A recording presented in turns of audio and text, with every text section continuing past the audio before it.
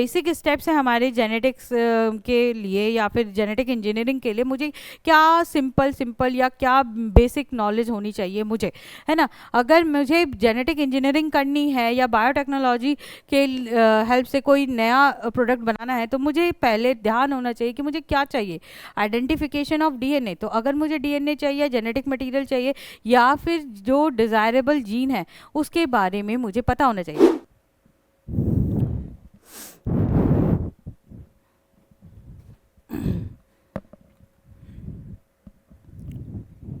आवाज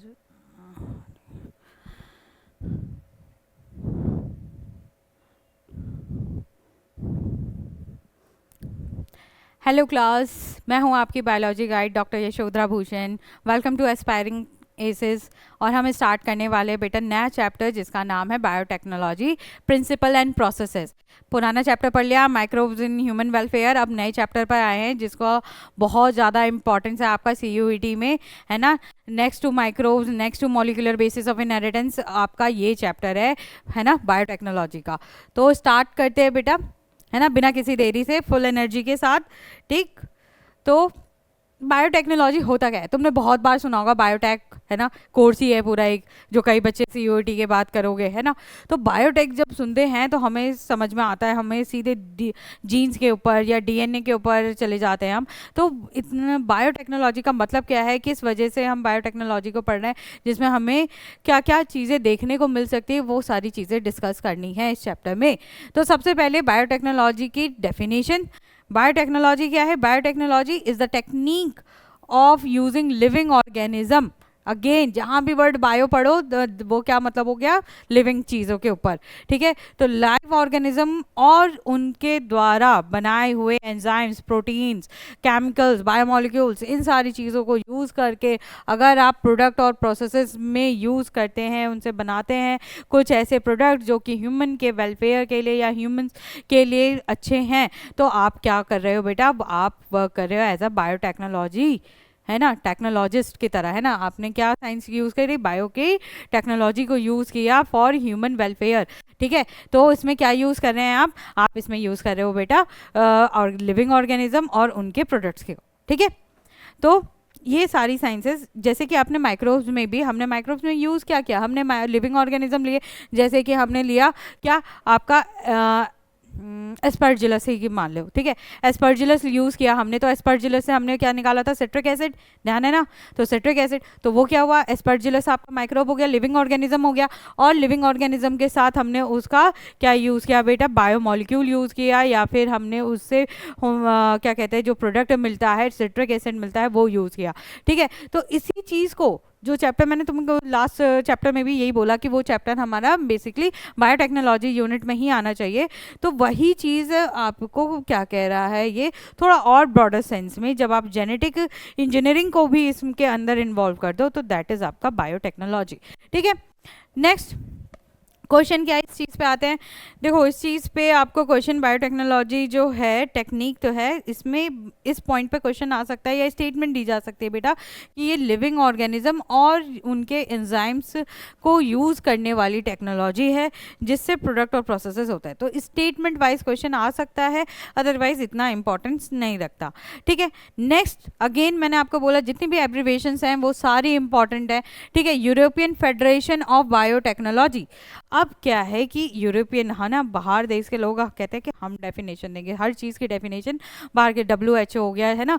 तो वैसे ही यूरोपियन फेडरेशन ऑफ बायोटेक्नोलॉजी ने कहा कि ये जो चीज़ है, ये जो टेक्नोलॉजी है बायोटेक्नोलॉजी, ये एक इंटीग्रेशन पढ़ा है ना, फिजिक्स में यूज़ करते हो इंटीग्रेशन।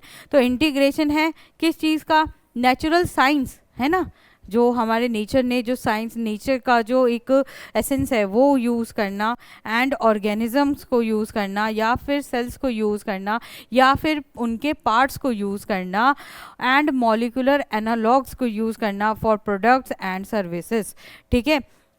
प्रोडक्ट्स और सर्विसेज। अल्टीमेटली आपको लिविंग ऑर्गेनिज्म से कोई भी चीज़ ऐसी, उसका कोई भी पार्ट हो सकता है, उसका कोई भी सेल हो सकता है बेटा, उसका कोई भी बायोमोलिक्यूल हो सकता है ना, जैसे कि हम लोग यूज़ करते हैं प्रोटीन, है ना, वे प्रोटीन तुम लोग यूज़ करते हो, that is also come under biotechnology. ठीक है, कहाँ से मिल रहा है? अल्टीमेटली तो तुम्हें क्या कहते हैं, प्लांट प्रोडक्ट से ही मिल रहा है, प्लांट बेस से तुम यूज़ करते हो, विटामिन डी की कैप्सूल्स यूज़ करते हो, विटामिन डी की कैप्सूल्स कहाँ से मिल रही है, ओमेगा 3 की कैप्सूल्स कहाँ से आ रही है, सब ये बायोटेक्नोलॉजी के अंदर है कि सब कुछ लिविंग ऑर्गेनिज्म से ही मिल रहा है।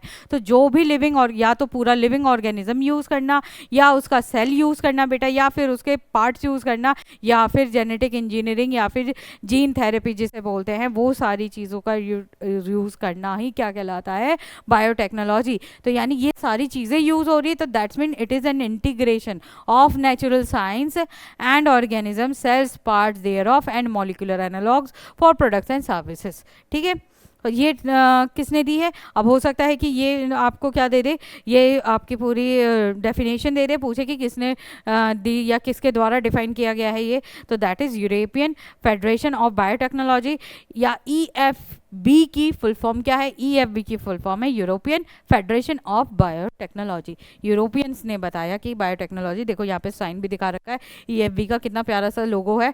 तो ठीक है, लोगो से भी तुम ध्यान रख सकते हो कि ये क्या है, European federation of biotechnology.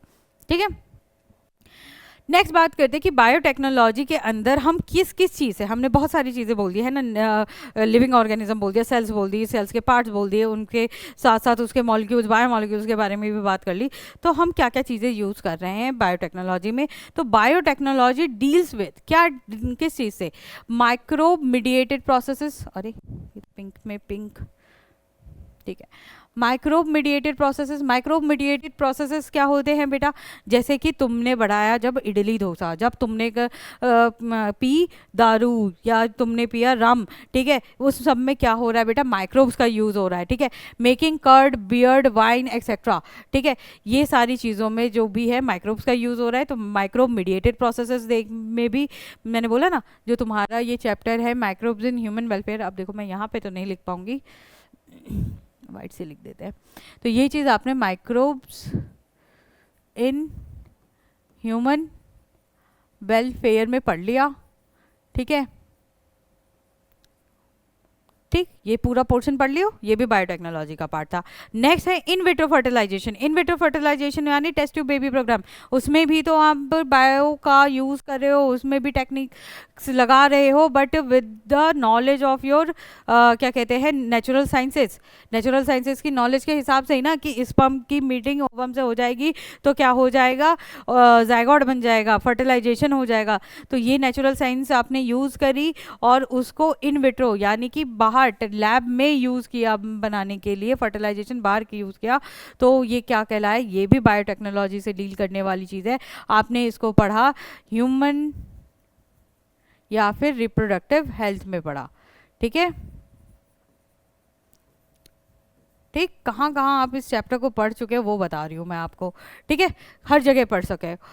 Synthesis and using of a gene, कोई नया जीन बनाना, ठीक है, और उसका यूज़ करना भी क्या होगा, वो इस चैप्टर में सिखाया जाएगा। ठीक है, तो वो इस चैप्टर में प्लस नेक्स्ट चैप्टर में भी सिखाया जाएगा कि कैसे, इस चैप्टर में बस तुम्हें ये सिखाया जाएगा कि कैसे सिंथेसिस करते हैं बेटा, यूज़ कैसे हुआ है वो नेक्स्ट चैप्टर में दिखाएंगे, application is in next chapter. फिर उसके बाद preparation of DNA vaccine. DNA vaccine की प्रिपरेशन बताइए तुम्हें, है ना। अभी जैसे क्या कहते हैं, बहुत सारी जो वैक्सीन्स होती हैं उनमें केवल हम क्या, जैसे एंटी क्या कहते हैं HIV जो है आपकी वैक्सीन है, वो भी इसमें क्या यूज़ होता है बेटा, डीएनए या आरएनए जेनेटिक मटेरियल का यूज़ होके ही बनाई जाती है। आपका करेक्टिंग अ डिफेक्टिव जीन, कोई भी डिफेक्टिव जीन है जैसे फिनाइलकेटोनुरिया है या फिर कोई भी बीमारी है जिसमें जीन आपका क्या हो जाए, ख़राब हो जाए, तो उसके लिए भी जब आप उसका करेक्शन करते हो, जीन्स को सही करते हो, वो भी किसके अंदर आएगा, बायोटेक्नोलॉजी। तो ये बहुत ही वाइड और वाइडर रेस्पेक्ट में यूज़ होने वाली एक क्या कहते हैं, टेक्नोलॉजी नहीं कहेंगे, एक साइंस है। ठीक है, जो हेल्प कर रही है ह्यूमंस के वेलफेयर में ही अल्टीमेटली।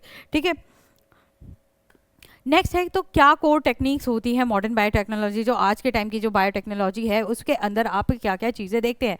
उसमें आप देखते हो बेटा जेनेटिक इंजीनियर, जीन्स के बारे में जानना, जीन्स को नए, हमने पढ़ा ना कि सिंथेसिस ऑफ न्यू जीन्स या उनका यूज़ करना किस तरीके से। अब जैसे हमने पढ़ा लास्ट चैप्टर में बैसिलस थर्जेनेसिस के टॉक्सिन जीन्स को हमने इंट्रोड्यूस कर दिया प्लांट में, जिससे हमने बनाया बीटी कॉटन या बीटी ब्रिंजल बनाया। तो this is what, this is genetic engineering कि हमने दूसरी, सोचो हमने बैक्टीरिया का जीन यूज़ करके हमने प्लांट में इंट्रोड्यूस करा दिया और प्लांट को क्या बना दिया बेटा, एक पेस्ट रेजिस्टेंट प्लांट बना दिया। तो this is what, this is your genetic engineering. तो एक बहुत अच्छा एग्जाम्पल है जेनेटिक इंजीनियर का आपका बीटी कॉटन, ठीक है। और उसी को टर्म्स को समझते हुए या बीटी कॉटन के कंसेप्ट को समझ में आता है आपको, तो आप समझ सकते हो कि जेनेटिक इंजीनियर वो टेक्निक है जिसके अंदर हम जेनेटिक मटेरियल डीएनए या फिर आरएनए को केमिकली ऑल्टर करके, चेंज करके बेटा, है ना, चेंज करना पड़ेगा ताकि वो दूसरे ऑर्गेनिज्म में वर्क कर सके, एंड इंट्रोड्यूस इनटू होस्ट। और फिर जैसे कि प्लांट में डाल दिया गया, कॉटन में डाल दिया गया, इसका जीन उठा के इसमें ही तो डाला है, इसीलिए बीटी कॉटन नाम रख दिया। तो ऑल्टर करके इस होस्ट में डालने को ही हम क्या कहते हैं, ताकि उसका एक तरीके से फिजिकल और जेनेटिकल क्या कहते हैं अपीयरेंस बदल जाए, दैट इज़ व्हाट आपका जेनेटिक इंजीनियरिंग, ठीक है। फिर उसके बाद इस जेनेटिक इंजीनियरिंग को केवल इस प्रोसेस तक ही नहीं रोका जाता, दूसरा बहुत इसका इंपॉर्टेंट पार्ट है, ये फेज़ 1 है तो ये फेज़ 2 है, that is bio process engineering. अब ये बायो प्रोसेस इंजीनियरिंग क्या है, maintenance of sterile ambience in the chemical engineering process for growing desired microbes eukaryotic cell in large quantities for the manufacture of antibiotic vaccines या फिर antibiotics vaccines etcetera. जो हमने microbes में बहुत बड़े क्या कहते हैं फर्मेंटर्स देखे थे या फिर प्लांट्स देखे थे, बहुत बड़े बड़े जो माइक्रोब्स को एक पर्टिकुलर कंडीशन प्रोवाइड कर रहे थे ग्रोथ की, वो सारी चीज़ें, वो सारे प्रोसेस किस में आते हैं, बायो प्रोसेसिंग इंजीनियरिंग में। अब जैसे कि मुझे बीटी से क्या चाहिए, जीन चाहिए, तो क्या मैं हर बार एक बैक्टीरिया पकड़ के लाऊंगी और फिर उसको इंट्रोड्यूस कराऊंगी, नहीं, मैं क्या करूँगी, एक बैक्टीरिया लूँगी, बैसिलस थर्जेनेसिस लूँगी और उसकी कंडीशन के अकॉर्डिंग उसको ग्रो कराऊंगी, यानी उसका बायो प्रोसेस इंजीनियरिंग करूँगी, और ताकि बहुत सारे मेरे पास बैक्टीरिया हो जाए। और फिर उसके बाद ये जो प्रोसेस है जिससे मुझे इसमें कॉटन में डालना है जीन को, उसके लिए मुझे कैसा इन्वायरमेंट चाहिए, एक स्टेराइल इन्वायरमेंट चाहिए। स्टेराइल इन्वायरमेंट का क्या मतलब होता है बेटा, कि कोई और दूसरा ऑर्गेनिज्म आए ना। आपने देखे जितने भी मतलब लास्ट चैप्टर में जो फर्मेंटर्स देखे बेटा, या फिर आपने क्या कहते हैं बड़े बड़े बायो रिएक्टर्स देखे, उन सब में आपने ये चीज़ नोटिस करी होगी, सब बहुत मतलब स्टील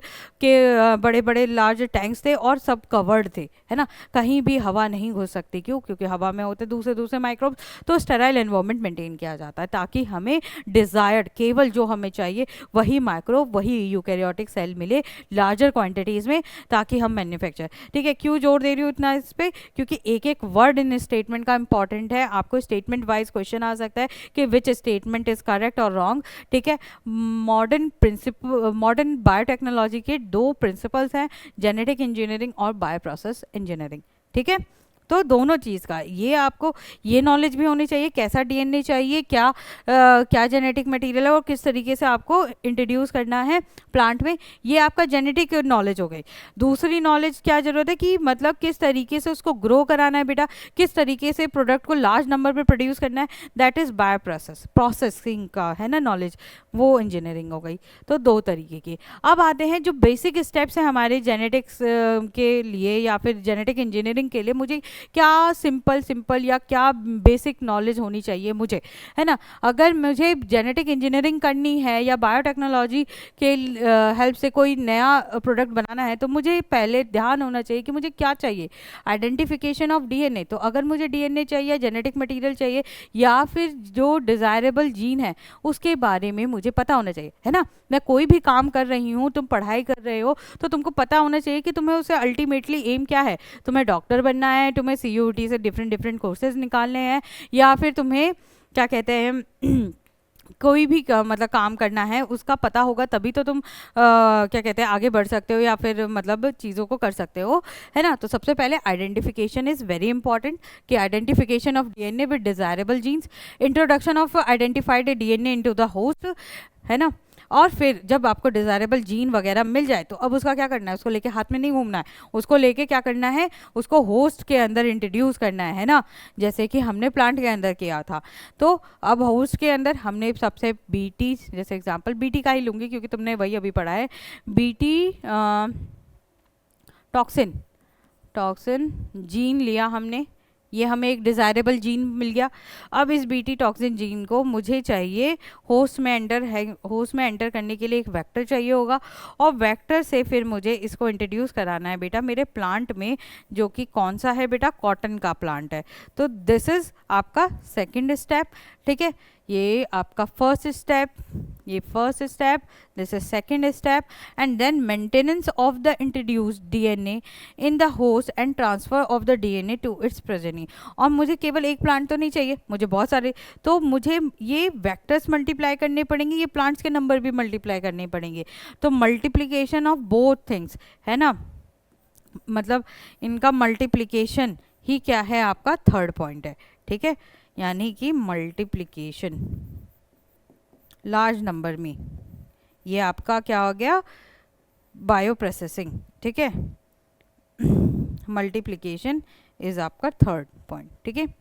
तो जीन, एक जीन से काम नहीं होगा, बहुत सारे जीन, क्योंकि पहले तो जीन को तुम चेक भी तो करोगे कि वो वैसा वर्क कर रहा है कि नहीं कर रहा है जैसा तुम चाह रहे हो सकता है प्लांट में डालने के बाद वो जीन वर्क ही ना करे, तो इस चीज़ के लिए भी हमें क्या करना पड़ेगा, उसको पहले चेक करना पड़ेगा। इसलिए मल्टीप्लिकेशन बहुत, हर स्टेज पे मल्टीप्लिकेशन बहुत ज़रूरी है, दैट इज़ आपका क्या है, आपका और साथ ही साथ कि ये ख़राब भी नहीं होना चाहिए है ना, कहीं और दूसरा म्यूटेशन नहीं हो जाना चाहिए, तो उसको स्टेराइल एनवायरनमेंट, तो this is third point is आपका बायो प्रोसेसिंग, ठीक है, ये सारा जेनेटिक इंजीनियरिंग, ये दोनों आपका बायो प्रोसेसिंग, तो तीनों चीज़ें आपकी बहुत इंपॉर्टेंट हैं या बहुत इंपॉर्टेंट स्टेप से तो क्वेश्चन आ सकता है कि सबसे पहले आइडेंटिफिकेशन, इंट्रोडक्शन एंड मेंटेनेंस।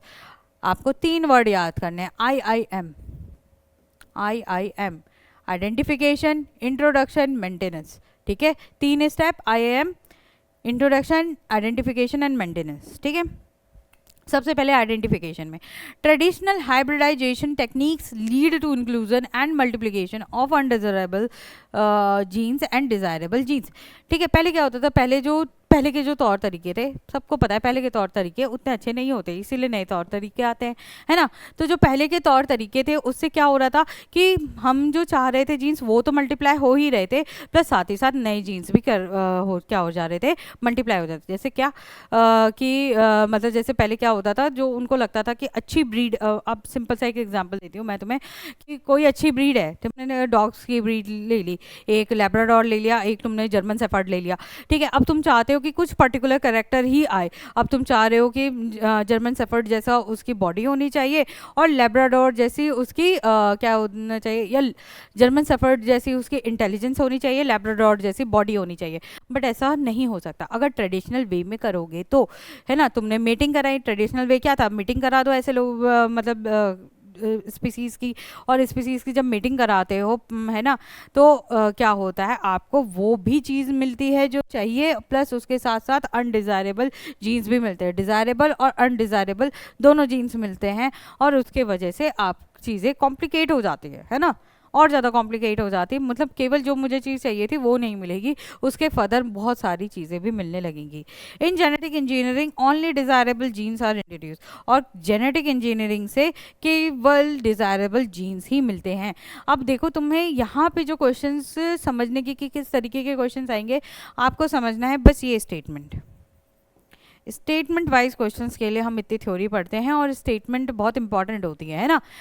तो स्टेटमेंट वाइज आपको जेनेटिक इंजीनियरिंग में केवल कहाँ वर्ड, किस वर्ड पे आपको पकड़ेगा, वो only desirable genes are introduce, फिर लिखेगा both undesirable and desirable genes are introduce. तो यहाँ पे आपको कैच करना है, यहाँ पे आपको ट्रिकी क्वेश्चंस मिल सकते हैं, तो स्टेटमेंट बहुत ध्यान से करना है, ध्यान रखनी है। स्टेटमेंट के साथ साथ असर्शन रीजन के लिए भी प्रैक्टिस के लिए थ्योरी पढ़नी जरूरी होती है, ठीक है। मैं केवल वन वर्ड के हिसाब से आपको पूरी चैप्टर पढ़ा दूँ, उससे कोई फ़ायदा नहीं होने वाला, फिर तो तुम केवल 50% ही प्रिपेयर कर पाओगे मेरे साथ, ठीक है।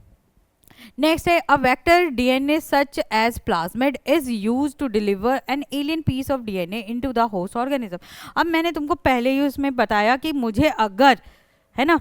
मुझे अगर डिजायर्ड जीन जो है मेरा, ठीक है, जो कि हमने पढ़ा बीटी टॉक्सिन, ठीक है, बीटी टॉक्सिन का ये जो जीन है बेटा, वो डायरेक्टली मैं आपके कॉटन प्लांट में डाल दूं, ऐसा पॉसिबल नहीं है ना। ऐसा हो सकता है क्या कि अभी बाहर से कोई जीन लेकर आ गया, कोई मान लो मुझे जीन चाहिए लंबे बालों वाला, है ना, तो कोई जीन लेकर आ गया, मैं ऐसे बॉडी में लगा दूं, ऐसे नहीं होता है ना। ऐसे इंजीनियरिंग नहीं होती है, इंजीनियरिंग तो फिर बात ही क्या रह गई, तो ऐसे नहीं होगा। तो उसके लिए जब मुझे ये प्रोसेस कराना होगा, तो this is not a one step process, I need to fix this gene into other vector, ठीक है, एक वेक्टर में डालना पड़ेगा, and this vector should be कैसा, कंपैटिबल होना चाहिए होस्ट के हिसाब से, ठीक है। मुझे ये पता होना चाहिए कि ये वेक्टर जो है, ये हमारा होस्ट कौन सा है, ये तुम्हें होस्ट के बारे में भी पता होना चाहिए, कौन सा होस्ट है। होस्ट वो है जो वो डिज़ायरेबल जीन को ले ले, एक्सेप्ट करे, या जिसके लिए वो डिज़ायरेबल जीन हम ढूंढ रहे हैं, दैट इज़ होस्ट। बट वो डिज़ायरेबल जीन जिसमें हम मल्टीप्लाई करा रहे हैं या जिसके थ्रू हम होस्ट में भेज रहे हैं, दैट इज़ वेक्टर। अगर मुझे कोई जीन चाहिए तो मैं क्या कर सकती हूँ, मैं देख सकती हूँ कि मच्छर है ना, अब मच्छर इंसानों को काटते हैं बेटा, तो अगर मैं मच्छर में कोई अपना जीन इंट्रोड्यूस कर दूं, तो मुझे पता है कि वो जीन मेरे अंदर आ जाएगा, क्योंकि मच्छर मुझे काटेंगे ही काटेंगे। तो वो पर्टिकुलर वो मच्छर सेलेक्ट कर सकती हूँ मैं कि जो जिनके पास मेरे डिज़ायरेबल जीन्स हैं, ठीक है, और वो मुझे काटे। तो मच्छर यहाँ पे क्या कर रहा है, वेक्टर का काम कर रहा है। तो ऐसे ही वेक्टर्स वो चीज़ होती है जो ये डिज़ायरेबल जीन को कैरी करके आपके होस्ट तक ले जाए, ठीक है। तो ये आपका सिंगल स्टेप प्रोसेस नहीं है, ठीक है। तो यहाँ पे दिखा रखा है कि एक बैक्टीरियल डीएनए है, एक प्लाज्मिड। तो वेक्टर्स के क्वेश्चन पूछता है कि वेक्टर्स में क्या क्या ऑप्शन है आपके पास, ठीक है। तो deliver a alien piece of DNA. अब देखो ये जो बीटी टॉक्सिन जो जीन है, डिजायरेबल जीन है, इसको हम क्या बोलते हैं बेटा, इसको हम एलियन जीन भी बोलते हैं, एलियन जीन, ठीक है, एलियन जीन या एलियन पीस ऑफ डीएनए भी बोलते हैं। तो alien piece of DNA into the host organism, कैसे, बाय हेल्प ऑफ प्लाज्मिड।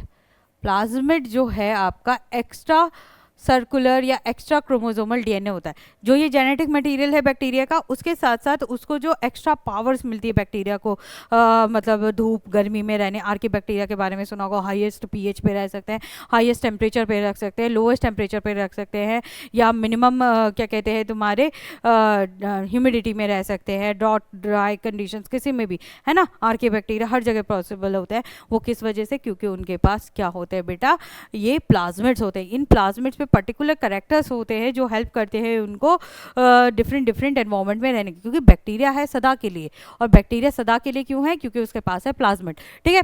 तो प्लाज्मिड हेल्प कर रहा है बैक्टीरिया को एक्स्ट्रा कैरेक्टर्स या फिर एक्स्ट्रा स्किल्स प्रोवाइड करने के लिए। और ये प्लाज्मिड ऐसी चीज़ है कि ये मतलब ऐसा भी नहीं कि इस बैक्टीरिया से निकाल दी जाए तो उसको दिक्कत हो जाएगी या मर जाएगा, ऐसा भी नहीं है। ये बैक्टीरिया से निकाल कर हम इसको कहीं भी इंट्रोड्यूस कर सकते हैं, प्लाज्मिड की ये खास बात होती है। इसलिए प्लाज्मिड हमारा कैसा होता है, वेक्टर की तरह यूज़ कर सकते हैं।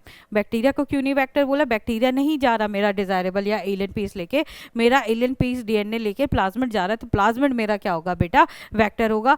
फिर उस वेक्टर के अंदर अभी बोला कि हम इंट्रोड्यूस करेंगे क्या, जीन, अपना डिजायर्ड जीन। तो जब मैं इसमें डिजायर्ड जीन डालूंगी तो ये मेरा प्लाज्मिड कैसा हो जाएगा बेटा, रिकॉम्बिनेंट, नया, है ना, रिकॉम्बिनेशन हो गया, उसका नया कॉम्बिनेशन बना है, तो रिकॉम्बिनेंट प्लाज्मिड हो गया। अब ये रिकॉम्बिनेंट प्लाज्मिड को फिर से मैं किस में, अपनी इस बैक्टीरियल सेल में डाल सकती हूँ, दैट इज मेरा क्या, होस्ट, ठीक है। अब ये सेल में डाल दिया तो ये क्या हो गया, ट्रांसफॉर्म्ड सेल बन गई, है ना। इसको नया जीन मिल गया, यानी कि कैसे हो गई, ट्रांसफॉर्म्ड सेल हो गई, ठीक है। तो होस्ट सेल के अंदर डालने पे क्या मिलेगा आपको, होस्ट सेल के अंदर ट्रांसफॉर्मेशन आ जाएगी, नई चीज़ें आ जाएंगी, नए कैरेक्टर्स आ जाएंगे, तो ट्रांसफॉर्म हो जाएगी, है ना। तो ये हो गया आपका इंट्रोडक्शन। तो ये इंट्रोडक्शन, यही पूरे चैप्टर में यही बात करेंगे, कैसे गया है, क्या हुआ है। तो ये आपको तीनों स्टेप बहुत क्लियर होने चाहिए। वेक्टर्स इसमें से क्या है, ठीक है, इसमें से होस्ट को क्या हो रहा है, वेक्टर रिकॉम्बिनेंट हो रहा है, होस्ट आपका ट्रांसफॉर्म हो रहा है, ये ध्यान रखना। टर्म्स किसके लिए कौन सी यूज़ कर रहे हैं, वो टर्म्स पे पकड़ बहुत अच्छी होनी चाहिए, ठीक है। आगे पढ़ेंगे तब मैं बताऊंगी कहाँ क्वेश्चन है, अभी इस पर कोई खास क्वेश्चन नहीं है, ठीक है। मेंटेनेंस ऑफ, अब इसको मेंटेन भी करना है, ठीक है। A piece of alien DNA has no the sequence called origin of replication। अब मैं क्या क्यों मुझे इस पीस को क्या कहते हैं वेक्टर में इंट्रोड्यूस करना पड़ा? मेरा जो ये जीन था, ये जीन में रेप्लिकेशन की क्षमता नहीं थी। क्या ये रेप्लिकेट कर सकता है अपने आप से? नहीं कर सकता, रेप्लिकेशन नहीं हो सकती इसमें। क्यों? क्योंकि इसमें ORI, ओरिजिन ऑफ रेप्लिकेशन, हमने पढ़ा मॉलिक्यूलर बेसिस ऑफ इनहेरिटेंस में कि कोई भी DNA रेप्लिकेशन तभी होगा जब ORI प्रेजेंट होगा। तो ORI की पोजीशन पे अगर आपका क्या कहते हैं जीन है तो आप कह सकते हो कि खुद रेप्लिकेट कर जाएगा, मुझे वेक्टर की ज़रूरत नहीं है।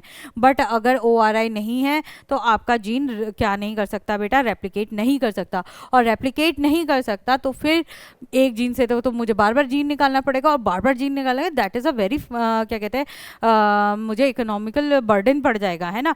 जेनेटिक इंजीनियरिंग तो फिर बहुत महंगी हो जाएगी। तो एक ही बार में आपके बहुत सारी कॉपीज़ मिल सके इसकी, ठीक है, इस पर्टिकुलर एलियन जीन की, ठीक है, एलियन जीन की, तो उसके लिए मैं इंट्रोड्यूस करती हूँ इसे किसमें? वेक्टर में। क्योंकि वेक्टर यानी कि प्लाज्मिड कैसे होते हैं? सर्कुलर DNA है। तो सर्कुलर DNA जो है इनके पास क्या होता है बेटा? इनके पास होता है ORI यानी कि ओरिजिन ऑफ रेप्लिकेशन, ठीक है। ORI क्या है? ORI सर्टेन पोजीशन है DNA की, या DNA के सर्टेन सीक्वेंस है जहाँ से क्या होता है? रेप्लिकेशन स्टार्ट होता है बेटा। ये बस सिंपल सी बात है। तो ORI चाहिए, ORI इसमें मिल गया तो मैं इसमें इंट्रोड्यूस कर दूंगी इसको। कैसे इंट्रोड्यूस होता है ये भी एक जेनेटिक इंजीनियरिंग वाला पॉइंट है, वो हम पढ़ेंगे। Needed for starting replication so it can not multiply itself in the progeny cells of the organism, ठीक है। तो मेंटेनेंस में क्या क्या कर रहे हैं हम? मेंटेनेंस में हम इसका नंबर मैंने बोला ना मल्टीप्लिकेशन करना है, तो मल्टीप्लिकेशन के लिए वेक्टर में इंट्रोड्यूस कर रहे हैं। तो hence alien DNA is integrated into the recipient genome. Recipient के जीनोम के साथ इसे इंट्रोड्यूस कर देते हैं या फिर इंटीग्रेट कर देते हैं। सही टर्म क्या है? इंटीग्रेट कर देते हैं, जिसमें कि क्या होगा?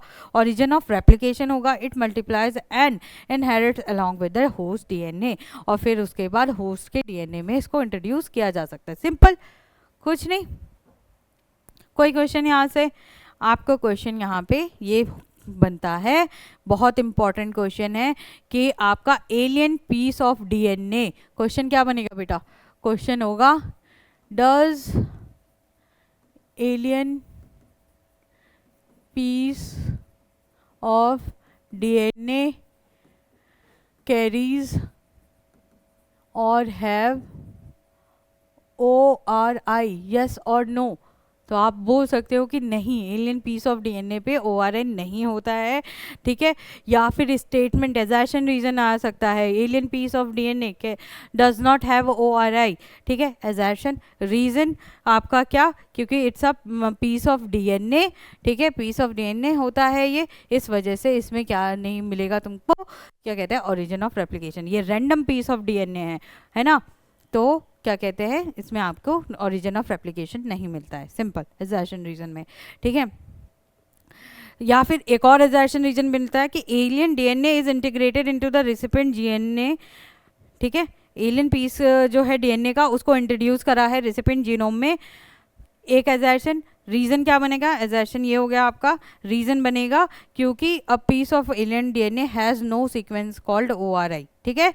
रीज़न ये हो जाएगा। तो एजर्शन रीजन के लिए भी बहुत इंपॉर्टेंट टॉपिक है ये। एक पर्टिकुलर स्लाइड में आपको एक क्वेश्चन मिल गया है ना, तो बहुत इंपॉर्टेंट है। नेक्स्ट क्या ध्यान रखना है? अब नेक्स्ट उसी में आपको ध्यान रखना है कि जो ये प्रोसेस है ज्वाइनिंग और इंसर्टिंग का foreign piece of DNA into a host organism to produce new genetic information is called recombinant DNA technology. तो जब अब ये मेरा एलियन पीस, अरे यार ये मैं वैसे बता चुकी हूँ तुमको कि जब ये एलियन पीस आपके वेक्टर में इंट्रोड्यूस कर दिया गया है, ठीक है, इस वेक्टर था, वेक्टर में इंट्रोड्यूस कर दिया बेटा, तो this is what? This is आपका जेनेटिक कहते हैं कॉम्बिनेशन कहलाएगा नया, और इसको क्या बोल सकते हैं अब हम? रिकॉम्बिनेंट DNA या फिर प्लाज्मिड या फिर जेनेटिक मटेरियल, कुछ भी, तो इसको बोलेंगे रिकॉम्बिनेंट DNA टेक्नोलॉजी, है ना।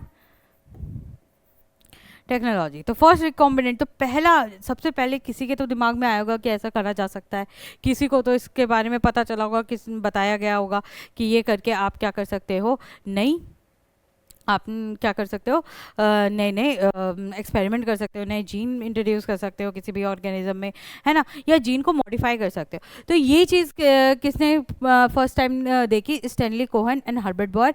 आपका MCQ, ठीक है। इन ईयर 97, आपके लिए ईयर भी बहुत उतना ही इंपॉर्टेंट है जितना कि साइंटिस्ट ने क्या किया। तो स्टैनली कोहेन और हर्बर्ट बोयर ने क्या क्या बोला, first recombinant DNA. First recombinant DNA आपका किसने बनाया, first recombinant DNA Stanley Cohen. एक आदमी के बस की बात नहीं थी, दो लोगों की जरूरत थी, स्टैनली कोहेन और हर्बर्ट बोयर, ठीक है। इन दोनों ने मिलकर आपका क्या बनाया बेटा, फर्स्ट रिकॉम्बिनेंट डीएनए। किस ईयर में, 1972 में, है ना, 1972 में। They isolated an antibiotic resistant gene piece of DNA from a plasmid of Salmonella typhimurium. It was linked with a plasmid vector and transferred into E. coli. इन्होंने, अब तुम्हें पता है कि एक्सपेरिमेंट किया है तो किसी ऑर्गेनिज्म पे किया होगा, और वो ऑर्गेनिज्म क्या था, बैक्टीरिया था। बैक्टीरिया था तो कौन सा बैक्टीरिया था, सेल्मोनेला टाइफीमेरियम। अब सेल्मोनेला टाइफीमेरियम के वो जीन लिया जो कि कैसा था, स्पेसिफिक किसी एंटीबायोटिक रेजिस्टेंट प्रोवाइड कर रहा था, यानी किसी एंटीबायोटिक के अगेंस्ट वर्क कर रहा था। वो जीन उन्होंने उठाया और क्या किया, ई कोलाई, किस पे बेटा, E coli host. E coli क्या हो गया, होस्ट हो गया, ठीक है। डिजायर्ड जीन कौन सा हो गया, एंटीबायोटिक रेजिस्टेंट जीन्स हो गया, ठीक है। कहाँ से मिला, सेल्मोनेला टाइफीमेरियम। सोर्स क्या है, ये सोर्स हो गया तुम्हारा, ठीक है। तो सोर्स क्या था, सेल्मोनेला टाइफीमेरियम से उठाकर ई कोलाई में इंसर्ट किया, यानी पहला क्या कहते हैं आपका, उन्होंने क्या बनाया बेटा, रिकॉम्बिनेंट डीएनए बनाया। As a result the gene was expressed and multiplied in E coli. और फिर ई कोलाई में उन्हें ये देखने को मिला, कैसे देखने को मिला, तो जिस मान लीजिए किसी पर्टिकुलर पेंसिलिन के अगेंस्ट था ये, ठीक है, ये मान लो पेंसिलिन के अगेंस्ट था, तो पेंसिलिन के अगेंस्ट था, इकोलाई के पास तो कोई एंटीबायोटिक रेजिस्टेंट जीन नहीं है, तो इकोलाई को जब पहली बार पेंसिलिन में डालोगे तो क्या होगा, मर जाएगा, ठीक है। पेंसिलिन में डालोगे तो क्या होगा, मर जाएगा। मान लो ये तुम्हारा पेट्री डिश है, यहाँ पे बहुत सारे इकोलाई है और मैंने पेंसिलिन इसमें डाल दी, ठीक है, पेंसिलिन डाला तो ये सारे क्या हो जाएंगे, ये डेड हो जाएंगे, ठीक है। अब मैंने क्या किया, ये रिकॉम्बिनेंट ई कोलाई है ना, ट्रांसफॉर्म्ड ई कोलाई यूज़ करें। ट्रांसफॉर्म्ड ई कोलाई मैं तुम्हें दिखा देती हूँ जैसे, ठीक है, ट्रांसफॉर्म्ड ई कोलाई है ये सारे। अब इसमें अगर बेटा मैं क्या डालूंगी, पेंसिलिन डालूंगी, तो ये कैसे होंगे बेटा, अलाइव रह जाएंगे, है ना, इनको कुछ नहीं होगा। अब तुम याद करो ग्रिफ्ट का एक्सपेरिमेंट, ठीक है, जिसमें उन्होंने क्या लिया था बेटा, स्मूथ स्ट्रेन और रफ स्ट्रेन ली थी, है ना, निमोनिया की, स्ट्रेप्टोकोकस निमोनिया की। तो उन्होंने भी तो कुछ ऐसा ही किया था, उन्होंने कितने पहले कर दिया था, यानी वो बायोटेक्नोलॉजी ही तो कर रहे थे वो एक तरीके से प्रैक्टिस, ठीक है। तो अब क्या होगा, ये अलाइव रह जाएगा। और ये अलाइव क्यों रहा, क्योंकि इसके पास ये एंटीबायोटिक जीन आ चुका है।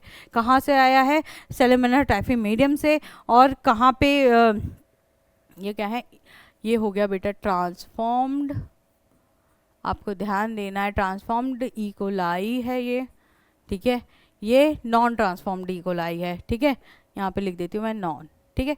तो किस पे उन्होंने वर्क करा, ई कोलाई पे, ठीक। तो इस तरीके से एक तरीके से बायोटेक्नोलॉजी की स्टार्टिंग हुई बेटा, है ना, tools of recombination DNA technology. तो ऐसा वो कैसे कर पाए, कैसे उन्होंने ये जीन को एक्सट्रैक्ट किया, कैसे उन्होंने इसको प्लाज्मिड में इंट्रोड्यूस करा या इंसर्ट किया, और कैसे ई कोलाई के अंदर क्या कहते हैं अगेन इंसर्ट करा, ठीक है, प्लाज्मिड के अंदर अटैच करना उस जीन को, फिर उस प्लाज्मिड से उठा के ई कोलाई के अंदर डालना। ये भी एक क्या है बेटा, प्रोसेस का मतलब बहुत सारे प्रोसेस इसमें इन्वॉल्व है, और इसके लिए अलग अलग चीज़ों की रिक्वायरमेंट होती है। That is tools of recombinant DNA technology. तो मैं ये रिकॉम्बिनेंट डीएनए कैसे बना सकते हैं, उन्होंने कहा कि रिकॉम्बिनेंट डीएनए बनाने के लिए जो भी आपका डिजायर्ड जीन है, सबसे पहले उसको क्या करो, कट करो, ठीक है, निकाल लो, आइसोलेट करो। तो आइसोलेट करने के लिए मुझे उसको क्या करना पड़ेगा, सीजर से कट करना पड़ेगा। तो रेस्ट्रिक्शन एंजाइम, मॉलिक्यूलर सीजर का इंट्रोडक्शन हुआ, उनको मिल गई थी हर्बर्ट बॉयर और आपके स्टैनली कोहेन को रेस्ट्रिक्शन एंजाइम्स के बारे में पता था। उन्हें ये रेस्ट्रिक्शन एंजाइम्स क्या होते हैं बेटा, ये रेस्ट्रिक्शन एंजाइम्स क्या होते हैं, आपके पूरे जेनेटिक मटेरियल है, जैसे ये मान लीजिए आपका डीएनए है, पर डीएनए का मुझे कोई स्पेसिफिक पार्ट चाहिए, मान लीजिए ये वाला पार्ट चाहिए, तो ये वाला जो पार्ट है मेरा डीएनए का, दिस इज डिजायर्ड जीन। तो इस डिजायर्ड जीन को मुझे क्या करना पड़ेगा बेटा, निकालना पड़ेगा। तो ये ऐसे निकल जाएगा क्या, हाथ से खींचेंगे निकल जाएगा? नहीं, ऐसा नहीं होता है। इसके लिए मुझे इसे बेटा क्या करना पड़ेगा, कट करना पड़ेगा सीजर से, यहाँ से और यहाँ से। तो ये जो सीजर है असली में आपकी कैची नहीं होती, ये क्या होता है, वो एंजाइम्स होते हैं। अब आपको पता है एंजाइम्स के बारे में, एंजाइम्स क्या करते हैं, जैसे लाइपेजेस सुना है आपने, प्रोटीएजेस सुना है, डीएनए सुना है, लाइगेज सुना है ना। तो ये क्या होता है, डीएनएजेस होते हैं बेटा, ये आपके वो एंजाइम्स होते हैं जो डीएनए को कट कर देते हैं टुकड़ों में, है ना, काट देंगे टुकड़ों में। तो ये जब मैंने रेस्ट्रिक्शन एंजाइम डाला, तो ये रेस्ट्रिक्शन एंजाइम क्या करेगा, इस मेरे पोर्शन को कट करके मुझे फ्री डीएनए या फ्री जीन प्रोवाइड करेगा। ठीक है, अब ये जो मेरा फ्री जीन है, अब मुझे इसको उठा के क्या करना है, दूसरे पार्ट में डालना है, इंट्रोड्यूस करना है, यानी कि, और वो क्या होगा मेरा प्लाज्मिड वेक्टर में इंट्रोड्यूस करेंगे। क्यों? क्योंकि वेक्टर के पास है ओरिजिन ऑफ रेप्लिकेशन। ठीक है, तो उसमें मुझे क्या करना है, वेक्टर्स में इंट्रोड्यूस करना है, और वेक्टर्स में इंट्रोड्यूस करने के बाद उसको मल्टीप्लाई करवाना है।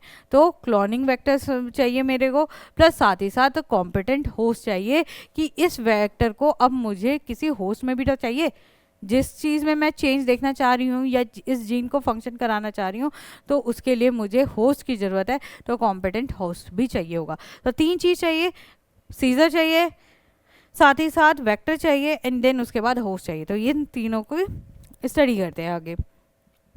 ठीक है, तो सबसे पहले आते हैं रेस्ट्रिक्शन एंजाइम्स के बारे में। These are enzymes which cut DNA at specific sites into fragments. ठीक है, अब ये जो जीन को काटने के लिए जो मेरे पास मॉलिक्यूलर सीजर है, क्या बोलेंगे इसको, molecular commonly called as molecular scissors, CISSORS। ठीक है, तो this molecular scissors have specific positions over DNA, जहाँ पे ये कट करती हैं, कहीं भी किधर भी नहीं काट देंगे एकदम, है ना, स्पेसिफाइड पोजीशन पे ही कट करती हैं बेटा। ठीक है, तो ये एक स्टेटमेंट वाला क्वेश्चन है कि आप पे रेस्ट्रिक्शन एंजाइम्स के लिए आरई के लिए बहुत सारे स्टेटमेंट दे देगा। उसमें से पहली स्टेटमेंट ये होगी, these are the enzymes which cut DNA, सही है जी। These enzymes cut DNA at specific site, ये भी सही है। They belong to a class of enzymes called nucleases, क्योंकि ये न्यूक्लिक एसिड को कट कर रही है। What is DNA, DNA is a nucleic acid. ठीक है, न्यूक्लिक एसिड को कट करना, ठीक है, या डाइजेस्ट करना, इज उन एंजाइम्स को हम क्या बोलते हैं, डाइजेस्टिव एंजाइम्स को न्यूक्लिएजेस। तो ये क्या है बेटा, न्यूक्लिएजेस है। ठीक है, या डीएनएज क्या बोल सकते हो आप, न्यूक्लिएजेस भी 2 टाइप के होते हैं, जो डीएनए को कट करे डीएनएजेस बोलोगे आप उसको, और जो आरएनए को कट करे दैट इज आरएनएजेस। ठीक है, तो ये आपके क्या हो गए, न्यूक्लिएजेस, यानी न्यूक्लिक एसिड को डाइजेस्ट करने वाले एंजाइम्स। ठीक है, तो ये एक आपका स्टेटमेंट वाइज स्टेटमेंट एमसीक्यू मिलेगा आपको इस पे। ठीक है, सिंपल। तो यहाँ पे दिखा भी रखा है, जैसे कि ये इको आर आई आपका क्या है, इको आर आई आपका बेटा रेस्ट्रिक्शन एंजाइम है। ये इको आर आई नहीं है, इको R1 है ये, सॉरी। इको R1 जो है आपका पर्टिकुलर क्या कर रहा है, देखो इस पोजीशन पे कट कर रहा है, GATTC और GAATTC। ठीक है, तो यहाँ पे ये होना चाहिए। ठीक है, तो यहाँ पे ये क्या करता है, कट करता है ना, पर्टिकुलर सीक्वेंस को रीड करता है, वहाँ पे कट करता है। तो देखो G यहाँ रह गया, AATTC इधर चला गया। ठीक है, C हटा दिया फिर इन्होंने यहाँ से, फिर यहाँ पे भी कट करेगा, G इधर रह जाएगा, और क्या कहते हैं आपका AATC इधर रह जाएगा। तो ऐसे करके काट दिया है ना, तो पर्टिकुलर सीक्वेंस पे काटा है। बाकी आगे पीछे अगर क्या कहते हैं TTAGA होता तो नहीं कट करता, इस वाली पोजीशन पे नहीं कट कर पाता। समझ में आ रही बात? तो पर्टिकुलर स्पेसिफिक रीजन पे कट करते हैं बेटा। ठीक, इन 1963 2 enzymes responsible for the restricting growth of bacteriophage in E. coli were isolated। हमने देखा कि हमारा E. coli था, ये क्या है, E. coli। ठीक है, अब E. coli पे क्या हुआ, एक बैक्टीरिया फेज ने, है ना, एक बैक्टीरियोफेज ने अटैक किया। अब बैक्टीरियोफेज के पास तुम्हें पता है क्या होता है बेटा, जेनेटिक मटेरियल होता है, डीएनए हो सकता है, आरएनए हो सकता है। ये जेनेटिक मटेरियल जैसे ही इस इकोलाई के अंदर आया, ये इसे इन्फेक्ट नहीं कर पाया। ठीक है, क्यों नहीं इन्फेक्ट कर पाया? क्योंकि दो एंजाइम थे, एक एंजाइम ये मान लो और एक एंजाइम ये मान लो। ठीक है, ऐसे बना देती हूँ मैं इस एंजाइम को। ठीक है, तो दो एंजाइम थे, ये दोनों एंजाइम क्या कर दे रहे थे, जैसे ही इस जीन पे एक्ट कर रहे थे, तुम लोग को दिख रहा है ना, जैसे ही इस जीन पे एक्ट कर रहे थे वो इस जीन को क्या कर दे रहा था बेटा, उसकी स्लाइसिंग कर दे रहा था, छोटे छोटे टुकड़ों में क्या कर दे रहा था, उसको डिवाइड कर दे रहा था। तो जब पहला रेस्ट्रिक्शन एंजाइम्स निकाला गया वो कहाँ से मिला तुमको, इकोलाई से मिला। ठीक है, कैसे मिला कि देखा गया कि एक पर्टिकुलर आपका क्या है बेटा, मैं इसको और दूसरे कलर से दिखा देती हूँ, नहीं दिख रहा तो।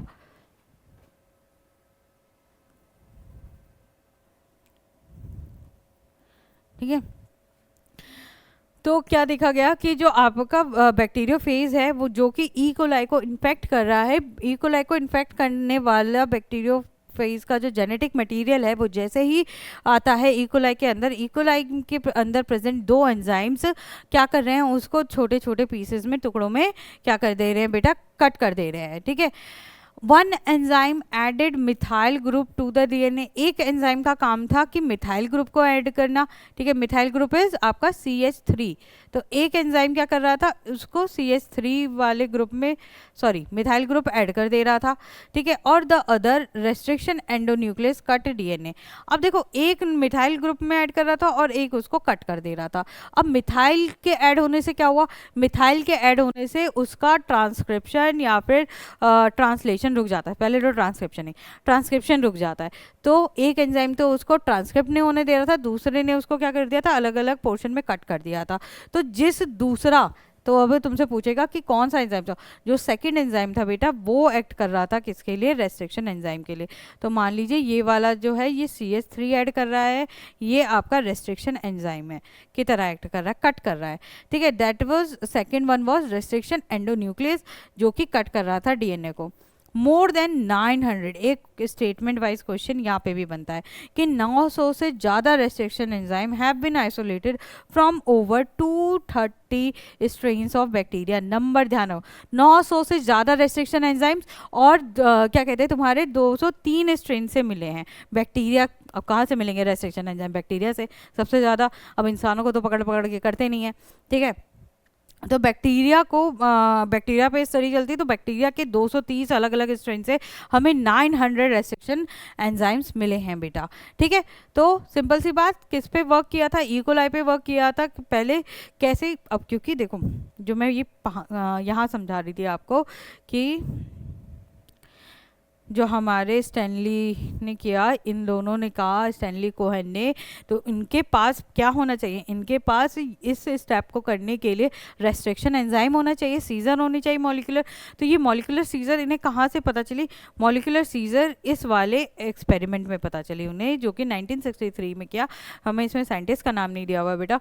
ठीक है, तो क्या कहते हैं 1963 में जिसने किया उसने ये देखा कि ई कोलाई जो है उसके अंदर जैसे ही ये बैक्टीरिया जा रहा है, दो एंजाइम्स उसमें क्या कर रहे हैं, फंक्शन कर रहे हैं। एक डीएनए में क्या कर रहा है, मिथाइल ग्रुप ऐड कर दे रहा है, दूसरा एंजाइम डीएनए को कट कर दे रहा है, जिसके वजह से ये जो जेनेटिक या इन्फेक्टेड जेनेटिक मटेरियल है वो वर्क नहीं कर पा रहा है।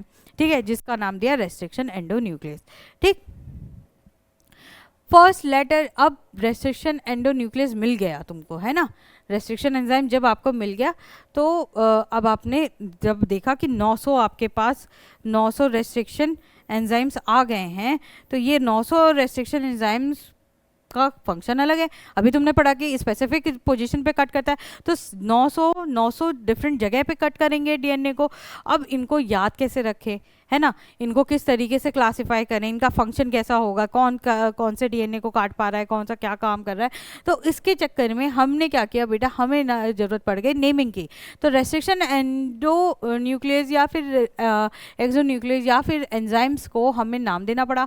फर्स्ट लेटर इंडिकेट जीनस, पहला लेटर जैसे कि ई, है ना, पहला लेटर जो है आपका क्या डिनोट करता है बेटा, जीनस, कि कहाँ से मिला, किस जीनस से या बैक्टीरिया के किस जीनस से आपको मिला। जैसे इकोलाई इस्चीरिया से मिला हमें, तो ई आ गया। Second two letters indicate species of the prokaryotic cell which from they were isolated. अब इस जीनस में से भी, ये क्या हो गया, जीनस, ठीक है, ये जीनस में से भी कौन से स्पीसीज में से मिला, को में से, है ना। तो ये क्या हो गया आपका स्पीसीज।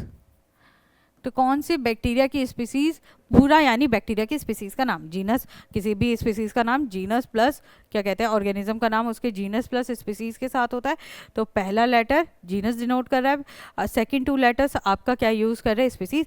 अब ये बोल सकते हैं कि पहला लेटर कैपिटल वर्ड होता है या कैपिटल लेटर होता है, तो हाँ ट्रू है, पहला लेटर स्मॉल लेटर होता नहीं, सेकेंड टू लेटर्स कैपिटल होते हैं या सेकेंड टू लेटर्स स्मॉल होते हैं, ये भी आपने ध्यान रखना है, ठीक है। फिर आता है थर्ड आपका क्या दिखाता है बेटा, स्ट्रेन दिखाता है। स्ट्रेन का क्या मतलब हो गया कि आपने पढ़ा है gram positive bacteria, gram negative bacteria, तो कौन सा स्ट्रेन वो लेता है, ठीक है, किस तरीके का स्ट्रेन, तो वो भी आपके उसके अकॉर्डिंग आपको, अब स्ट्रेन भी केवल ग्राम नहीं रह गई, बहुत सारी अलग अलग स्ट्रेन होती हैं, ठीक है। तो वो अलग अलग स्ट्रेन के हिसाब से जो third letter, sorry first second third fourth letter है जो कि कैपिटल है, कैसा है, कैपिटल फोर्थ सिंगल लेटर, ठीक है, ये क्या है बेटा, ये क्या डिनोट कर रहा है, ये आपका स्ट्रेन डिनोट कर रहा है। And the last one is आपका क्या, ये है आपका रोमन न्यूमरल है, ठीक है, जो कि आपको डिनोट करता है बेटा क्या कहते हैं, जिस सीक्वेंस में आपका आइसोलेशन हुआ है, कि पहली बार में ये मिल गया आइसोलेट करने पर एंजाइम, दूसरी बार में मिला है, तीसरी बार में मिला है, तब आप उसके सीक्वेंस के नंबर पे ये फर्स्ट आया, ये सेकंड आया, ये थर्ड आया, वो चीज़ है, ठीक है। Roman number, the order in which enzymes were isolated from the strain of bacteria, ठीक है। तो बहुत इंपॉर्टेंट है ये चीज़, वेरी वेरी इंपॉर्टेंट, आपका क्या कहते हैं एक क्वेश्चन यहाँ से मिलेगा, 1 MCQ पक्का डन है इसमें यहाँ से, ठीक है। स्टेटमेंट वाइज आ सकता है कि नेमिंग किस तरीके से होती है, या नेमिंग करने के प्रोसीजर लिखे हुए हैं, क्या ये सही है कि नहीं है, ठीक है। या पूछ सकता है, ये नाम दे सकता है, पूछेगा कि आई स्टैंड्स फॉर व्हाट, या तुमको लगेगा आई है या 1 है, रोमन न्यूमरल है, रोमन न्यूमरल तो आर भी हो सकता है, नहीं, ठीक है, R is the strain, 1 is the, या फिर तुम्हें आई जो भी समझ में आ रहा हो that is Roman numeral, CO species denote कर रहा है, ई डिनोट क्या कर रहा है बेटा, जीनस, सिंपल। तो किसी का भी नाम देना हो किसी भी रेस्ट्रिक्शन एंजाइम का, तो इस तरीके से नाम दिया जा सकता है। जैसे अभी आपको एग्जांपल में एक और आएगा एंजाइम का नाम,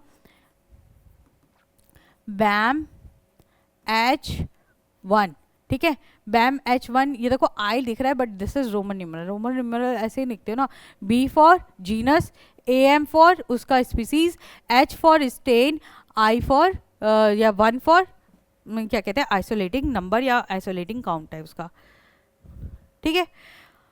अब आते हैं टाइप्स ऑफ रेस्ट्रिक्शन एंडोन्यूक्लियस। अब 900 में से भी सारे का नाम रख लिया, पर सबका फंक्शनिंग अलग अलग था। जब सबकी फंक्शनिंग देखी गई तो फंक्शनिंग में भी देखा गया कि ये 2 तरीके से काम कर रहे हैं, ठीक है। 2 तरीके से कैसे काम कर रहे हैं, एक एक्सोन्यूक्लियस की तरह काम कर रहा है बेटा, और दूसरा एंडोन्यूक्लियस की तरह काम कर रहा है। तो एक्सोन्यूक्लियस क्या होते हैं, वो न्यूक्लियोटाइड्स को क्या करते हैं, एंड पे कट करते हैं, यानी कि जैसे मान लीजिए ये DNA है, ठीक है, ये DNA है, DNA के अगर एंड्स पे किसी ने, ये तो दिखता ही नहीं है, ठीक है, एक मॉलिक्यूलर सीजर है जो DNA के एंड पे कट कर रही है ना, आखिरी में काट रही है DNA को, DNA की पूरी लेंथ के बीच में ना कट करके उसके एंड्स पे कट कर रही है, दैट इज आपका एक्सोन्यूक्लियस, बाहर से, ठीक है, दैट इज आपका एक्सोन्यूक्लियस। और एंडोन्यूक्लियस क्या होता है बेटा, एंडोन्यूक्लियस वो टाइप के आपके मॉलिक्यूलर सीजर्स होते हैं जो DNA को बीच में से कट कर देते हैं, ठीक है, DNA के बीच, यानी क्या कहते हैं आपके क्या कहते हैं स्पेसिफिक पोजीशन पे कट करेंगे, बट विद इन DNA, ये क्या करेगा, they remove nucleotides from the ends of DNA, ये कट करेंगे स्पेसिफिक पोजीशन पे डीएनए पे, they bind to a specific recognisation sequence of the DNA and cut the two strands at specific point. But ये जो endonuclease है, ठीक है, ये जो आपका एंडोन्यूक्लियस है, उसको अगर ये बीच में कट करना है तो कहीं भी नहीं कट करेगा बेटा, वो एक पर्टिकुलर सीक्वेंस को रीड करता है और वहाँ पे जाके कट करता है, ठीक है। तो एंडोन्यूक्लियस और एक्सोन्यूक्लियस दो तरीके के आपके मॉलिक्यूलर सीजर हो गए, या फिर आप कह सकते हो क्या, आप इसको कह सकते हो रेस्ट्रिक्शन एंजाइम्स, ठीक है। तो दो तरीके के रेस्ट्रिक्शन एंजाइम समझने हैं हमें। तो 900 स्ट्रेन का कैसे नाम देना है और उनके साथ साथ ये 900 स्ट्रेन किस किस तरीके की हो सकती है वो बताइए। तो केवल दो तरीके की हैं, ठीक है। अब आपको दिखा रखा है यहाँ पे इको आ रही। अब ये जो इको आ रही है, अभी पहले भी देखा वो कैसे कट कर रहा था, ठीक है, कैसे, किस पोजीशन पे, इस पोजीशन पे, ये जी है, ये सी भी हो सकता है, कुछ भी हो सकता है, तो वो इस पोजीशन पे कट कर रहा था बेटा ऐसे। तो ये जो पोजीशन पे कट करना हुआ स्पेसिफिक पोजीशन पे, तो यानी कि इको आ रहा है क्या हो गया बेटा, इको R1 आपका एंडोन्यूक्लियस हो गया, एंडोन्यूक्लियस, एक्सोन्यूक्लियस नहीं, एंडोन्यूक्लियस हो गया, ठीक है। फिर उसके बाद आपने क्या करना है, आगे देखना है कि क्या है, ठीक है। टाइप्स ऑफ रेस्ट्रिक्शन एंजाइम में ही आपका क्या आ गया कि पहला जो रेस्ट्रिक्शन एंडोन्यूक्लियस था कौन सा था, HIND2। जो पहला रेस्ट्रिक्शन एंडोन्यूक्लियस था बेटा वो कौन सा था, HIND2। पहला रेस्ट्रिक्शन एंजाइम या रेस्ट्रिक्शन एंडोन्यूक्लियस कौन सा हो जाएगा, HIND2, ठीक है। कहाँ से इसको निकाला गया, या फर्स्ट रेस्ट्रिक्शन एंडोन्यूक्लियस या फिर रेस्ट्रिक्शन एंजाइम कौन से आपको माइक्रोब से मिला, इकोलाई से मिला, ठीक है। और रिकॉम्बिनेंट डीएनए की टेक्नोलॉजी या फर्स्ट रिकॉम्बिनेंट डीएनए कौन बना पाया, आपका स्टैनली कोहेन और आपका हर्बर्ट बॉयर ने, ठीक है, इन ईयर 1972, याद रखना है। It cuts DNA by recognising a specific sequence of 6 base pair, this is called recognisation sequence for the HIND2। Question आएगा यहाँ पे कि ये क्या करता है बेटा, सीक्वेंस जो है 6 बेस पेयर के सीक्वेंस को कंसीडर करता है और वहाँ पे कट करता है। जैसे कि रिकॉग्नाइजेशन साइट आपको HIND2 की दिखा रखी है, 5' और 3' है ना, 3' से 5', यही होता है दो क्या कहते हैं डबल स्टैंडर्ड डीएनए का पार्ट। अब GT है, ठीक है। अब ये होता है पायरिडीन या प्योरिन, कोई सा भी इसमें से हो सकता है। इस पोजीशन पे अगर पायरिडीन है तो यहाँ पे प्योरिन होगा, ये प्योरिन है तो यहाँ पे पायरिडीन होगा, सिंपल। अब तुम्हें पता है, पढ़ने आ गए, मैंने तुमको याद दिलाया था, पढ़ने प्योरिन्स आ गए A और G, ठीक है।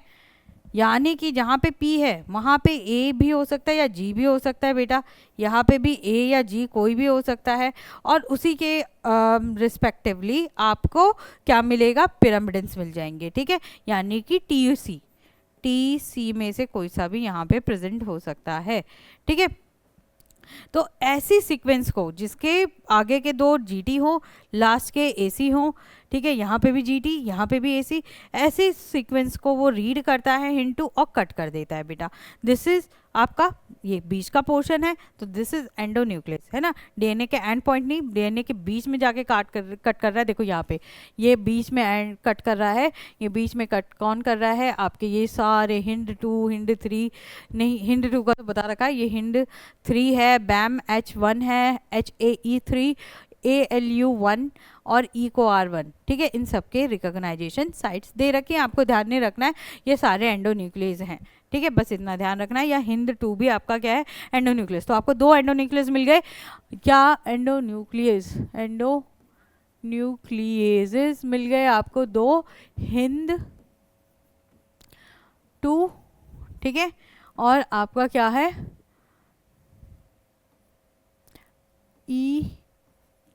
EcoR1, ठीक है, ये दो मिल गए, ठीक है। अब देखो जरा HIND2 में जो ये जो है तीसरा मतलब चौथा लेटर ये स्मॉल है, तो स्मॉल और कैपिटल दोनों हो सकता है, ठीक है। थर्ड लेटर जो है नेमिंग में, थर्ड लेटर जो सिग्निफाई करता है स्ट्रेन को, ठीक है, इट कुड बी कैपिटल या फिर आपका स्मॉल लेटर भी हो सकता है, ये ध्यान रखना है, ठीक है। हमने अभी कहाँ पढ़ा था यहाँ पे हमने ये कहा था कि ये कैपिटल 4 सिंगल लेटर होना चाहिए। ये क्या हो सकता है बेटा, स्मॉल भी हो सकता है। अभी हमने देखा स्मॉल और कैपिटल 4 सिंगल लेटर हो सकता है जो कि रिप्रेजेंट करेगा आपके स्ट्रेन को। ठीक है, फिर आते हैं रेस्ट्रिक्शन एंजाइम्स के बारे में ही आगे पढ़ते हैं कि जो ये एंडोन्यूक्लियस है रिकॉग्नाइज कर रहा है स्पेसिफिक पैलिंड्रोमिक न्यूक्लियोटाइड सीक्वेंस। अब तुमने जब देखा ई को आर आई, मैंने ई को आर आई में देखा, ई को आर वन, ई को आर वन में देखा कि वो जो सीक्वेंस है वो क्या है, जी ए टी टी सी। ठीक है, और जी ए टी टी सी ऐसे लिख दूँ तो ये आगे से और पीछे से सेम रीड कर रहा है कि नहीं कर रहा है ना। इधर से इधर पढ़ूँ तो भी जाट टी सी है ना, जाट टी सी। ठीक है, और इधर से पढ़ूँ तो भी जाट टी सी है ना। तो ये कैसा हो गया बेटा, पैलिंड्रोमिक सिंड्रोम। जैसे मलयालम है ना, आगे से पढ़ो तो भी मलयालम, पीछे से पढ़ो तो भी मलयालम है ना। तो ये पैलिंड्रोमिक, ये जो ई को आर वन है या फिर बैम एच वन, बैम एच वन, इसमें भी हमने देखा कि क्या है, जी टी, फिर उसके बाद आपका क्या था, पिरामिडिन या प्योरिन था आपका कोई भी। ठीक है, प्योरिन में ए ले लिया या फिर क्या कहते हैं, प्योरिन में ए ले लिया, पिरामिडिन में टी ले लिया। फिर उसके बाद हमने क्या देखा था, हिंद टू का नहीं दिखा है ना, सॉरी, ए सी। ठीक है, ए सी। ठीक, ये और यहाँ पे अगर तुम देखो तो अब इसके अगेंस्ट, ए सी के अगेंस्ट में क्या मिलेगा, सी के अगेंस्ट जी मिलेगा, ए के अगेंस्ट टी मिलेगा बेटा, टी के अगेंस्ट आपको क्या मिलेगा, अगेन ए मिलेगा, ए के अगेंस्ट आपको टी मिलेगा, फिर टी के अगेंस्ट आपको क्या मिलेगा, ए मिलेगा, और जी के अगेंस्ट सी मिलेगा। ठीक है, तो जब आप इधर इसमें भी देखोगे जी टी ए सी और जी टी ए सी, ठीक है, तो G T A T A C, G T A T A C, आगे पीछे करने पे ये सारे क्या है, पैलिंड्रोमिक सीक्वेंस है। तो ये पैलिंड्रोमिक सीक्वेंस आपको देखने को मिलता है, ठीक है, किसमें, एंडोन्यूक्लियस जब क्या करता है किसी पर्टिकुलर सीक्वेंस पे। सर को ये पर्टिकुलर सीक्वेंस है कैसा, ये पर्टिकुलर सीक्वेंस जीन में या फिर आपके डीएनए में एक पैलिंड्रोमिक सीक्वेंस है जो आगे पीछे से एक जैसा ही रीड करती है।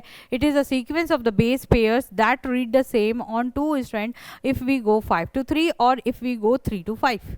समझ में आ रही बात?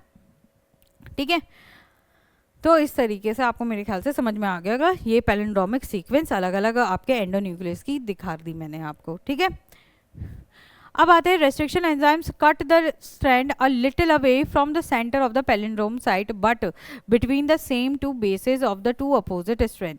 This leave single stranded overhanging stretches at the end, they are called sticky ends. अब अगर मैं अपने एंडोन्यूक्लियस की बात करूं ई को आर वन की, तो ई को आर वन अभी हमने देखा कि ई को आर वन कैसे कट कर रहा था बेटा, ई को आर वन इस पोजीशन पे कट कर रहा था और इस पोजीशन पे कट कर रहा था। अब जब इस पोजीशन पे कट कर रहा है तो ये क्या सेंटर में है, नहीं, लेकिन बैम एच वन को हमने देखा कि बैम एच वन बिल्कुल सेंटर में कट कर रहा है। ठीक है, तो क्या होता है जब इस तरीके से कट होता है तो तुम्हें मिलेगा यहाँ एक पोजीशन पे जी, ठीक है, और एक पोजीशन पे आपको ए टी टी सी, ठीक है, और ऐसे ही इस पोजीशन पे ए टी टी सी मिलेगा और यहाँ पे जी मिलेगा। ठीक है, तो इस तरीके से आपको क्या मिलेंगी, पोजीशंस मिलेंगी। ठीक है, इस तरीके से एंड्स मिलेंगे आपको। अब ये जो एंड्स हैं, ठीक है, तो जब ई को आर वन इसे ऐसे कट कर रहा है तो ई को आर वन कट करने की वजह से आपको क्या मिलता है बेटा, आपको मिलते हैं दो एंड्स, एक एंड पे जी मिलेगा, ठीक है, इधर वाले एंड पे मिलेगा क्या, ए अच्छा जाट, हाँ सॉरी जाट टी सी, ठीक है, ए टी टी सी, ठीक है, इस एंड पे। और ऐसे ही जब 3 to 5 वाली डायरेक्शन पे देखोगे तो ऐसे ही मिलेगा, sorry C T T A, ठीक है, ये, और जी इधर मिलेगा, है ना, ये मिलेगा। तो इस तरीके से दो साइड्स बन गई। अब तुमको पता है कि यहाँ तो होता है बेटा क्या, ये बैकबोन है अगर उसकी, तो वहाँ पे क्या प्रेजेंट होता है, फॉस्फोडाइस्टर बॉन्ड्स। ठीक है, अब ये फॉस्फोडाइस्टर बॉन्ड्स जो हैं वो ब्रेक हो गए, साथ ही साथ क्या ब्रेक हो रहे हैं, तुम्हारे हाइड्रोजन बॉन्ड्स भी ब्रेक हो रहे हैं। तो जब ये चीज़ ब्रेक हो रही है तो ये कैसा होगा, अब ये जो फॉस्फोडाइस्टर बॉन्ड्स है या ये एक दूसरे को अट्रैक्ट करना चाहते हैं, तो ये प्रोड्यूस करता है बेटा स्टिकी एंड्स। अगर इस तरीके की कटिंग होती है तो उससे क्या मिलता है आपको, स्टिकी एंड्स मिलते हैं। ठीक है, जो कि यहाँ पे बताए हुए हैं कि स्टिकी एंड्स प्रोड्यूस होंगे। Overhanging stretches at the ends they are called sticky ends. ठीक है, this is what, this is sticky end. यहाँ पे भी क्या है, स्टिकी एंड प्रोड्यूस हो रही है, ये भी स्टिकी एंड है, ये भी स्टिकी एंड्स है। ठीक है, जब इको R1 से करेक्ट कट कराया। ठीक है, तो स्टिकी एंड्स प्रोड्यूस होंगे। sticky ends from H hydrogen bonds with their complementary cut counterparts. This stickness facilitates action DNA ligase. ठीक है, अब तुमको पता है कि ये क्या है, ये नाइट्रोजन बेसेस है। ठीक है, नाइट्रोजन बेसेस हैं, और तुमको अगर डीएनए के सीक्वेंस याद हो तो क्या हो रहा है, इनके बीच में क्या प्रेजेंट होते हैं बेटा, हाइड्रोजन बॉन्ड होता है, डबल बॉन्ड, ट्रिपल बॉन्ड। ठीक है, ये ट्रिपल बॉन्ड है, ये डबल बॉन्ड रह जाएगा, इसके भी पास डबल बॉन्ड, इसके भी पास डबल बॉन्ड, इसके भी पास डबल बॉन्ड, तो ये हाइड्रोजन बॉन्ड्स रह जाएंगे। ये हाइड्रोजन बॉन्ड दूसरे से बॉन्डिंग करना चाहते हैं। ठीक है, तो यानी कि ये स्टिकीनेस प्रेजेंट होगी, और ये स्टिकीनेस डीएनए लाइगेज को हेल्प करती है वर्क करने में। When cut by the same restriction enzyme the DNA fragments have the same kind of sticky ends, they are joined by DNA. अब मान लीजिए ये मेरा डिजायर्ड जीन था या वेक्टर डीएनए है, उसको मैंने किससे करवाया, इको R1 से कनेक्ट या कट करवाया। ठीक है, मान लो मुझे जो जीन चाहिए, मैंने उसके जीन के लिए आपको क्या कराया, एक रेस्ट्रिक्शन एंजाइम यूज़ किया, उससे कट कराया। और मुझे अगर अपने अंदर इंट्रोड्यूस कराया तो मैं अपना भी डीएनए सेम किससे करवाऊंगी, रेस्ट्रिक्शन एंजाइम से कट कराऊंगी, ताकि सेम तरीके के स्टिकी एंड्स प्रोड्यूस हों। ठीक है, कनेक्शन कब अच्छा बनेगा, कनेक्शन तभी अच्छा बनेगा जब एक ही तरीके के स्टिकी एंड्स प्रोड्यूस मतलब अट्रैक्शन हो, एक ही तरीके के, है ना। कनेक्शन या कम्युनिकेशन कब अच्छी बनती है, जब एक ही तरीके के आप लोगों के सोच विचार हों, तो वो अट्रैक्ट करते हैं। तो कैसे प्रोड्यूस करने हैं हमें स्टिकी एंड्स, एक ही तरीके के, तो एक ही तरीके के स्टिकी एंड्स प्रोड्यूस होंगे तभी जाके क्या होगा, अच्छे से जोड़, है ना, डीएनए जो है अच्छे से जुड़ पाएगा डीएनए लाइगेज की हेल्प से। और इसके लिए एक ही तरीके के स्टिकी एंड्स प्रोड्यूस करने के लिए मुझे दूसरे भी डीएनए को सेम रेस्ट्रिक्शन एंजाइम से कट करना पड़ेगा, है ना। सिंपल सी बात है, इतना ज़्यादा समझने की ज़रूरत नहीं। Sticky ends from the hydrogen, अब तुम्हें ध्यान देना है कि ये क्या होता है, हाइड्रोजन बॉन्ड प्रोड्यूस करता है इस वजह से, है ना। और इसको, इस स्टिकी एंड्स को हम डीएनए लाइगेज की हेल्प से जोड़ सकते हैं दो डिफरेंट डीएनए को। आ गई बात समझ में। तो यानी अगर ये मेरा डिज़ायर्ड जीन है, ये मेरा वेक्टर का जीन है, तो मैं इन दोनों को अगर ऐड करना चाहूँ तो पहले तो मुझे इन दोनों के लिए रेस्ट्रिक्शन एंजाइम सेम चाहिए। मान लीजिए ये RE ऐसा वाला है, तो ये भी RE ऐसे वाले से कट कराना पड़ेगा, ताकि सेम स्टिकी एंड्स प्रोड्यूस हों। क्या हों, ताकि सेम स्टिकी एंड्स,